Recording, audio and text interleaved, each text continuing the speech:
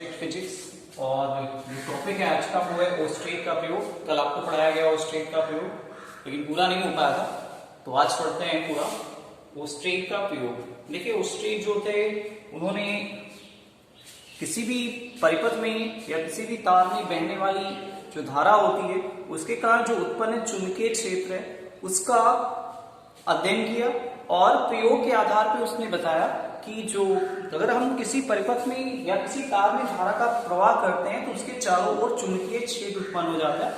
इसका उसने प्रयोग किया और प्रयोग करने के पश्चात उसने प्रूव दिया कि वाकई में अगर आप किसी परिपथ में या किसी तार में धारा प्रवाहित करते हो तो उसके चारों ओर एक चुंबकीय क्षेत्र उत्पन्न हो जाता है। ठीक है, चलिए उसी को हम आगे बढ़ाते हैं। ओस्ट्रेट का प्रयोग एक ऐसा प्रयोग था, उसने सबसे पहले एक बैटरी ली या कह सकते हो एक सेल लिया, ठीक है, और उसके बाद परिपथ में एक कुंजी ले ली जिसको हम के बोलते हैं, और ये माइनस है ये प्लस है, ठीक है, और उसने एक चुंबकीय सुई ली।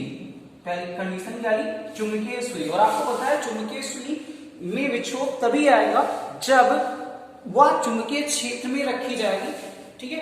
चुंबकीय क्षेत्र में अगर नहीं है तो उसकी सुई में कोई भी विक्षोभ नहीं आएगा, ठीक है। जैसे ये सुई रखी है बिल्कुल सीधी है तो इसका मतलब है कि यहाँ पे इसके चारों ओर कोई भी चुंबकीय क्षेत्र नहीं है, लेकिन अगर जैसे ही इसके चारों ओर चुंबकीय क्षेत्र आएगा या चुंबकीय क्षेत्र में रखी जाएगी तुरंत यह विक्षोभ देना स्टार्ट करेगी और तब हमें पता चलेगा कि कहीं ना कहीं इसके जहां पे रखी हुई है वहां पे चुंबकीय क्षेत्र है, ठीक है।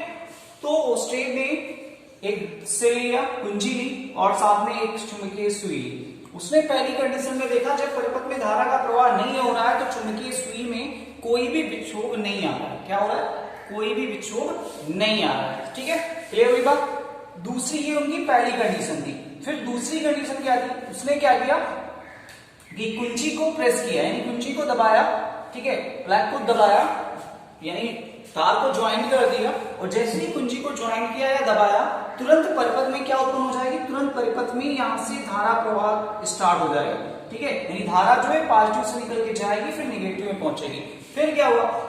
धारा जैसे ही परिपथ में बहना स्टार्ट हुआ तुरंत इसके चारों ओर चुंबकीय क्षेत्र उत्पन्न हुआ, और चुंबकीय क्षेत्र के कारण जो कुंजी जो यहाँ पे वैल्यू जो चुंबकीय सुई थी वो उसमें तुरंत विक्षोभ आया, और जो चुंबकीय सुई है वो पहले की कंडीशन के अपोजिट, यानी पहली कंडीशन जो थी वो सीधी रह रही थी, वो सीधी ना रह के उसमें कुछ विक्षोभ आया और वो ऐसी कंडीशन पे जाके पहुंच गई। क्लियर हुई बात है ना? तो इसका मतलब ये उसने निष्कर्ष निकाला कि जब परिपथ में धारा का प्रवाह स्टार्ट हुआ या धारा का प्रवाह होने लगा तो तुरंत उसके चारों ओर चुंबकीय सुई के चारों ओर एक चुंबकीय क्षेत्र उत्पन्न हुआ होगा या चुंबकीय क्षेत्र आ गया होगा, जिसके कारण जो चुंबकीय सुई है वो एक ओर विक्षेपित हो गई। क्लियर हुई बात है? तो इससे ये पता चलता है कि जब परिपथ में धारा का प्रवाह करते हैं, जब परिपथ में धारा का प्रवाह करते हैं तो उसके चारों ओर चुंबकीय सुई या उसके चारों ओर चुंबकीय क्षेत्र उत्पन्न हो जाता है। फिर उसने तीसरा प्रयोग किया, उसने बैटरी को चेंज कर दिया। क्या कर दिया? उसने सेल को चेंज कर दिया। अब ये पॉजिटिव सिरा इधर की ओर हो गया और नेगेटिव सिरा इधर की ओर, यानी ये आपका पॉजिटिव हो गया, ये नेगेटिव, तो तुरंत धारा की दिशा क्या हो जाएगी?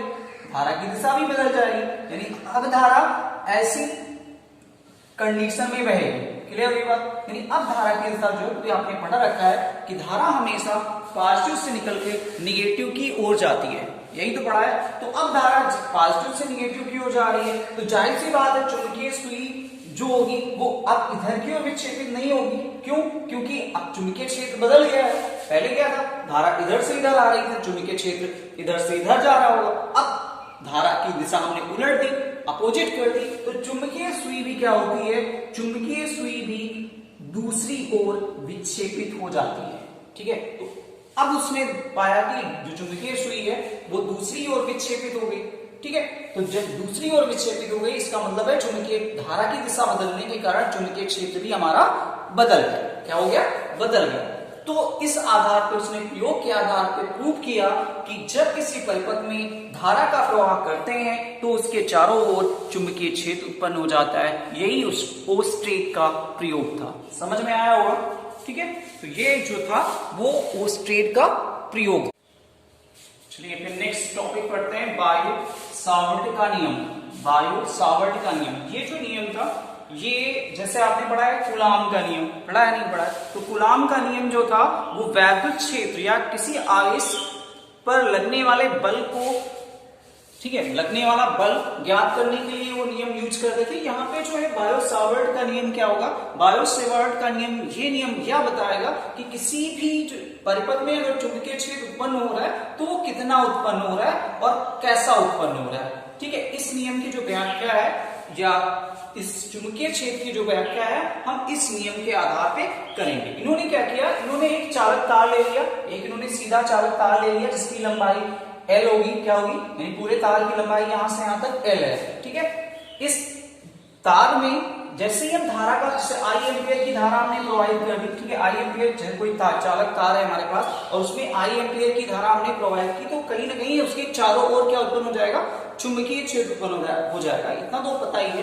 ठीक है, हमने क्या किया, एक बिंदु P लिया, हम इसके चारों ओर चुंबकीय क्षेत्र उत्पन्न होगा तो हम कहीं पर एक बिंदु P ले लेते हैं और यहाँ पे ज्ञात करते हैं कि यहाँ पे कितना चुंबकीय क्षेत्र होगा। ठीक है, ये जो तार है, ये तार से थीटा कोण बनाते हुए हम चुंबकीय क्षेत्र लेते हैं। ठीक है, एक छोटा सा हमने अवयव ले लिया, जो तार होगा वो बहुत बड़ा होगा तो हम एक छोटा सा अवयव ले लें। जैसे मान लीजिए हमारे पास कोई ऐसा तार है, तो इस तार के कारण यहाँ पे चुंबकीय क्षेत्र कितना होगा हम इसकी व्याख्या करेंगे, यहाँ की वैल्यूएशन निकालेंगे। तो ये पूरे तार के कारण यहाँ पे चुंबकीय क्षेत्र होगा। ठीक है, लेकिन इसके कारण जो चुंबकीय क्षेत्र होगा वो ज्यादा होगा, इस बिंदु के कारण इस चुंबकीय क्षेत्र थोड़ा कम होगा। जैसे जैसे और ऊपर बढ़ते जाएंगे वैसे वैसे उसके कारण चुंबकीय क्षेत्र कम होता चला जाएगा। क्लियर हुई बात? जैसे यहाँ की बात करें तो यहाँ के कारण चुंबकीय क्षेत्र यहाँ पे कम होगा, यहाँ पे अगर ये इतना बड़ा तार ले तो यहाँ के कारण चुंबकीय क्षेत्र यहाँ पे कम होगा, लेकिन यहाँ के कारण चुंबकीय क्षेत्र सबसे ज्यादा होगा। क्लियर हुई बात नहीं हुई? ठीक है, तो अब क्या है कि हम मानते हैं कि हमने एक छोटा सा अवयव लिया, तार हमारा L लंबाई का है, एक छोटा सा अवयव यहां से यहां तक का डेल्टा L ले लिया, यानी इस अवयव का इस बिंदु P पर चुंबकीय क्षेत्र कितना होगा। तो बायो सावर्ट ने प्रूव करके बताया कि अगर किसी परिपथ में I एम्पियर की धारा बह रही है और जो चुंबकीय क्षेत्र ज्ञात करना है बिंदु P पर, वह जो तार से थीटा कोण बना रहा है, ठीक है, तब हमने एक छोटा सा अवयव डेल्टा L ले लिया, तब जो चुंबकीय क्षेत्र होगा वो निम्न बातों पर निर्भर करेगा। पहली बात क्या है, पहली बात इसने कही कि यह जो चुंबकीय क्षेत्र होगा बहने वाली धारा के अनुक्रमानुपाती होगा। क्या होगा, यानी इनका पहला जो शर्त थी ये चुंबकीय क्षेत्र डेल्टा P होगा वो बहने वाली धारा I के अनुक्रमानुपाती होगा। यानी इसका मतलब क्या हुआ, अगर परिपथ में धारा ज्यादा बह रही है तो चुंबकीय क्षेत्र भी ज्यादा उत्पन्न होगा, और अगर परिपथ में धारा कम बह रही है तो चुंबकीय क्षेत्र भी कम उत्पन्न होगा। क्लियर बात? क्योंकि आपको बताया गया कि जब किसी परिपथ में धारा का प्रवाह करते हैं तो उस परिपथ में या उस परिपथ के चारों ओर चुंबकीय क्षेत्र उत्पन्न हो जाता है। तो इसका मतलब ये हुआ कि अगर चुंबकीय क्षेत्र ज्यादा उत्पन्न कराना है तो इसका मतलब ये है कि हमें धारा की वैल्यूएशन भी बढ़ानी पड़ेगी। फिर इनका जो सेकेंड नियम ये था कि किसी परिपथ में जो किसी परिपथ के कारण जो उत्पन्न चुंबकीय क्षेत्र डेल्टा B है वो अनुक्रमानुपाती होगा उस तार के लघु अवयव के, यानी डेल्टा L के अनुक्रमानुपाती होगा। क्यों होगा, अगर तार देखिए यहाँ पे भी हमने अभी आपको बताया कि जैसे यहाँ ये तार था तो ये बिंदु हमने मान लीजिए P ले लिया, ठीक, तो इस तार के कारण यहाँ पे चुंबकीय क्षेत्र ज्यादा होगा, इस तार यानी इस बिंदु के कारण यहाँ पे चुंबकीय क्षेत्र कम होगा, इस बिंदु के कारण और कम होगा, इस बिंदु के कारण और कम होगा। यानी ऊपर जैसे बढ़ते चले जाएंगे, नीचे जैसे बढ़ते चले जाएंगे, उस बिंदु के कारण जो है वो चुंबकीय क्षेत्र कम होता चला जाएगा। यानी अगर हम ये लंबाई ले लें यहां से यहां के कारण, तो ये जो लंबाई डेल्टा L होगी उसके कारण चुंबकीय क्षेत्र ज्यादा होगा। तार जितना ज्यादा छोटा होगा उतना ही ज्यादा, ठीक है, तार जितना ज्यादा बड़ा होगा उतना ही चुंबकीय क्षेत्र भी बड़ा होगा। समझ में बात आई नहीं आई? ठीक है, तो डेल्टा B जो होगा वो अनुक्रमानुपाती होगा डेल्टा L के। फिर उसने कहा नंबर थर्ड